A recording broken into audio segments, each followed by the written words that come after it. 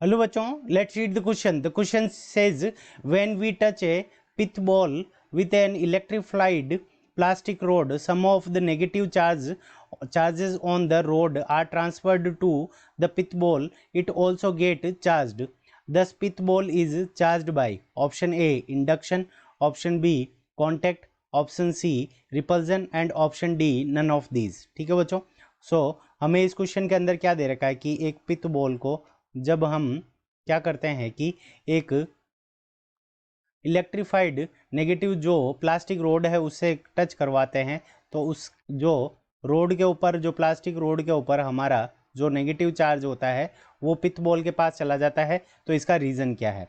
सबसे पहले हम डायग्राम ड्रॉ कर लेते हैं. तो ये हमारी पिथ बॉल है और इसको हमने क्या किया कि एक प्लास्टिक रोड की नेगेटिव चार्ज की जो रोड थी इससे हमने क्या करवाया, इसको टच करवाया.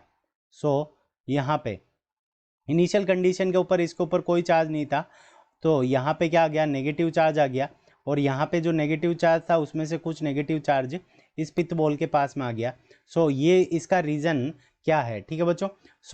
इस क्वेश्चन को करने के लिए जो हमारा की कंसेप्ट हो जाएगा, क्या हो जाएगा, चार्ज. अब जो चार्ज फ्लो होता है, चार्ज विल फ्लो. इसका रीज़न क्या हो जाएगा, charge will flow due to potential difference. ठीक है बच्चों. जो हमारा चार्ज होता है वो फ्लो क्यों होता है, तो पोटेंशियल डिफरेंस के कारण हमारा चार्ज फ्लो होता है. इसको हम कंसिडर करेंगे और इसको देखेंगे कि पोटेंशियल डिफरेंस के कारण जो हमारा चार्ज होता है वो कैसे फ्लो होता है. ठीक है बच्चों. पोटेंशियल डिफरेंस, तो पोटेंशियल डिफरेंस के कारण हमारा क्या होता है, चार्ज फ्लो होता है. अब देखो क्या होगा कि जब ये पिथ बॉल, ठीक है बच्चों, तो ये हमारी क्या है, पिथ बॉल है. अब पिथ बॉल के पास में इनिशियली कोई चार्ज नहीं था, तो ये क्या थी, न्यूट्रल थी. और जो हमारी प्लास्टिक की रोड है इसके ऊपर नेगेटिव चार्ज था. तो पिथ बॉल के ऊपर इनिशियली कोई चार्ज नहीं था, तो इसका जो पोटेंशियल था, इसका जो V था, इसका V1 मान लेते हैं. और इसका पोटेंशियल उस टाइम पे क्या था, V2 था.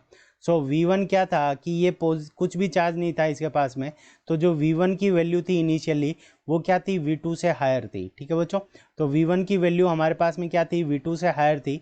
तो इसके अंदर क्या होगा कि जैसे ही हमने कांटेक्ट करवाया, तो कांटेक्ट करते ही ये इसके अंदर चार्ज, जब तक इन दोनों का पोटेंशियल इक्वल नहीं होगा तब तक ये क्या होगा कि चार्ज फ्लो होगा. अगर इन दोनों को कांटेक्ट में रखें तो उस कंडीशन के अंदर हमारा जो चार्ज फ्लो हो रहा है वो कांटेक्ट के कारण हो रहा है. ऑप्शन बी हमारा करेक्ट आंसर हो जाएगा. तो charge will flow by the form of contact. Option B is the correct answer of this question. I hope you understood it well. Best of luck. Thank you.